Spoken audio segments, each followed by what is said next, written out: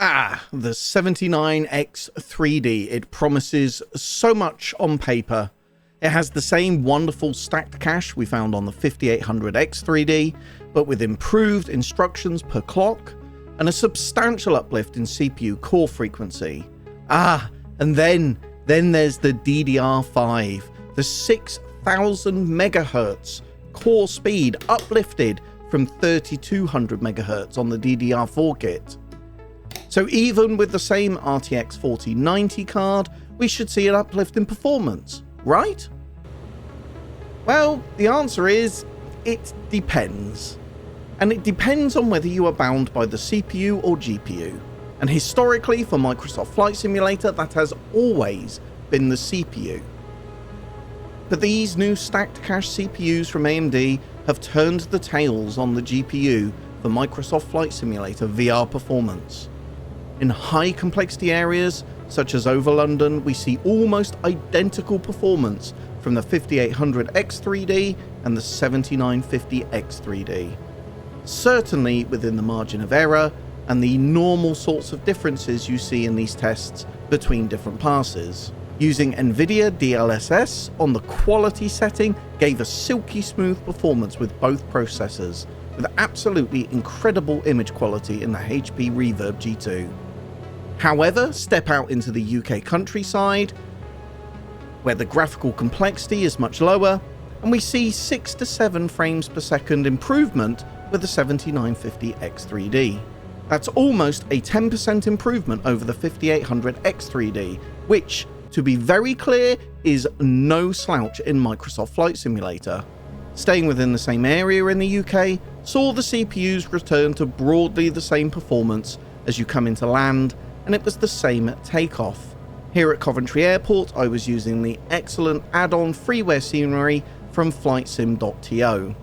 As the amount of graphical complexity increases, the CPU becomes the system's bottleneck.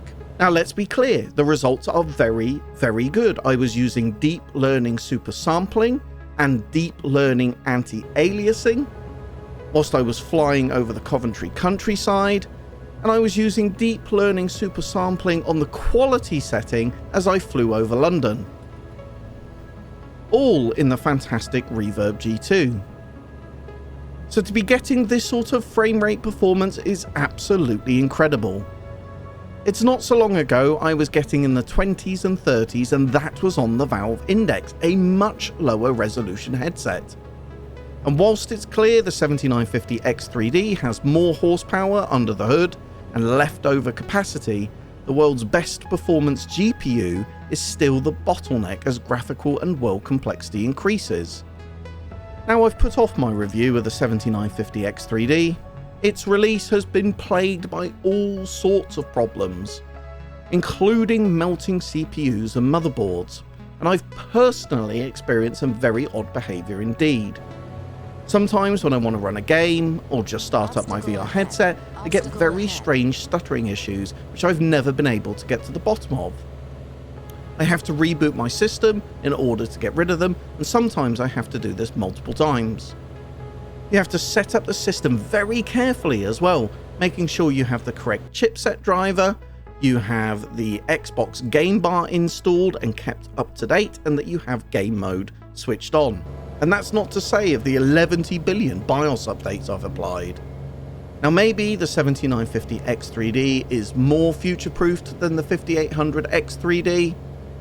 That might be true, but given the 5800X3D can be bought for a little over 280 UK sterling, and likely a lot less than this in dollars, and frankly this is fantastic value for money, if your primary use case is Microsoft Flight Simulator in VR, the 5800X3D is a much better bang for buck.